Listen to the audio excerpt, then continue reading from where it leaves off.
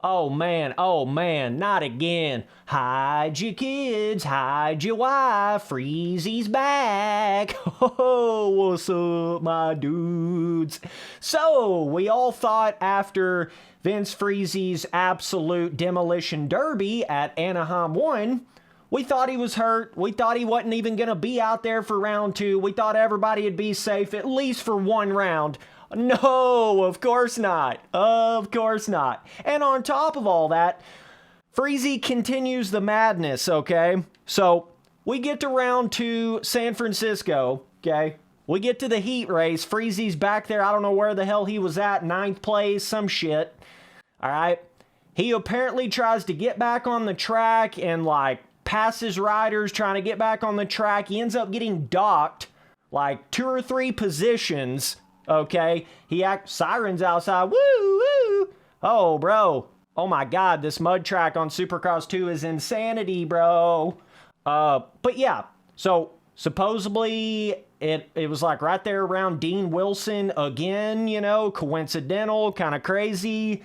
But yeah, supposedly he was doing some weird shit, trying to cut back on the track. I don't know even the exact incident that happened. I don't remember even seeing it, like on the broadcast, but supposedly that's what happened. He got penalized, docked some positions, therefore it put him in the LCQ. And on top of that, there's more Freezy madness to the story, okay? We get to the LCQ. I don't know if any of you guys saw this part, but it was on the broadcast. He gets to the guy in front. Some random privateer dude was leading the race, and they're on like lap, I don't even know what the heck, lap 3, some shit of that LCQ. He gets up there and he hits something in the mud and shoots over and hits the guy that was in the lead, and then the guy in the lead flips over. You know, yeah, that was probably more because of the mud. I just thought it was kind of a funny little thing to throw in this video. He, you know, gets to the dude leading the LCQ, takes him out. The dude literally flips over the handlebars out front in the LCQ because Freezy ran into him because of the mud, right? But come on, Vince Freeze, man. Come on, bro. I mean, you can't go through a single round without some sort of drama, some sort of penalty, some sort of crazy ass shit. You can't go through a single round, bro. Like, what the heck is going on? Oh, wait. I think you fully embraced this weird go out there and be as shitty as you can possibly be on the track because of, you know, I looked at your Instagram. Now, you got it where comments are limited. Half of your posts, people can't even comment on your Instagram. That should kind of go to tell you everything you need to know right there. But, you know, Freezy posted something on Instagram a little while back there that had like, you know, the Body song playing on it, right? I feel like he is literally just embracing this shit, which is really goofy. It's really weird.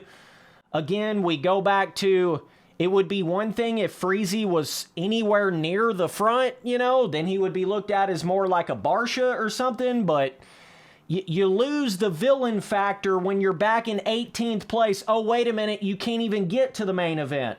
You lose all of that potential villain arc that you're trying to play on.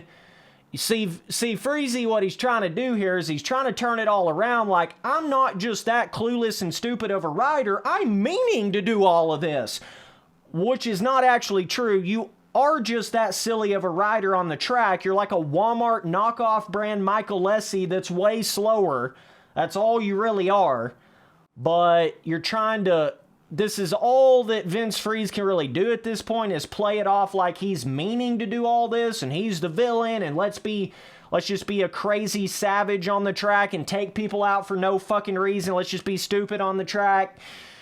But it's just like I say, when you're back in 18th place, it ain't that cool anymore, bro. It really ain't that cool anymore, bro.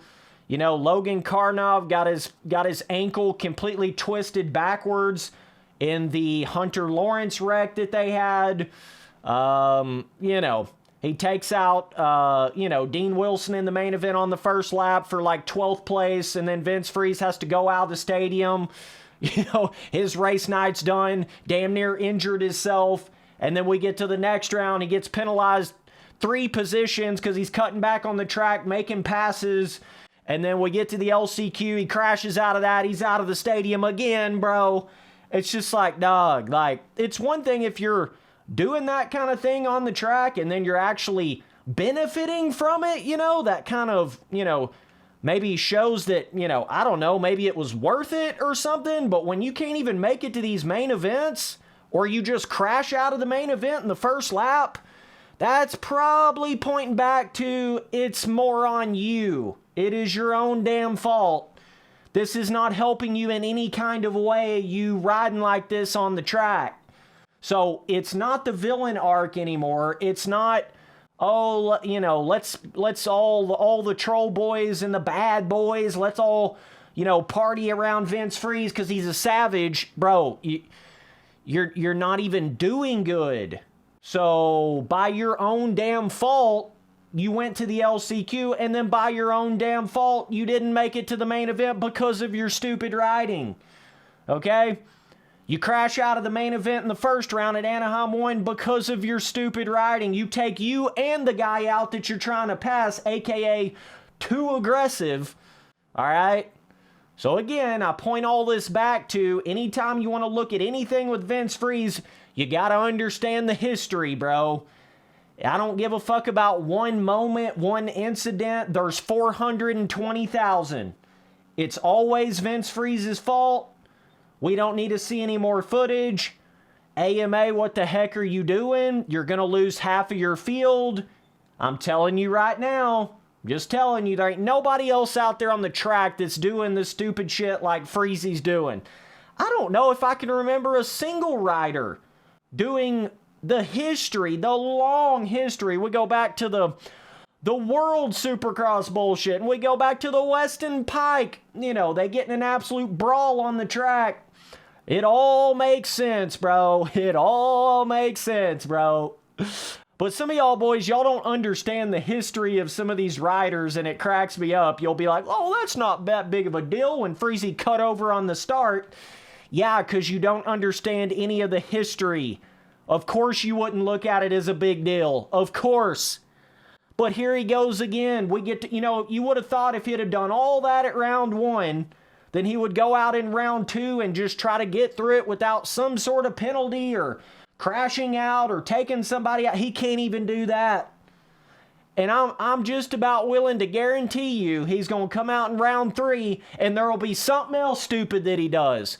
The broadcast may not catch it, but I guarantee you there will be something else he does on the track.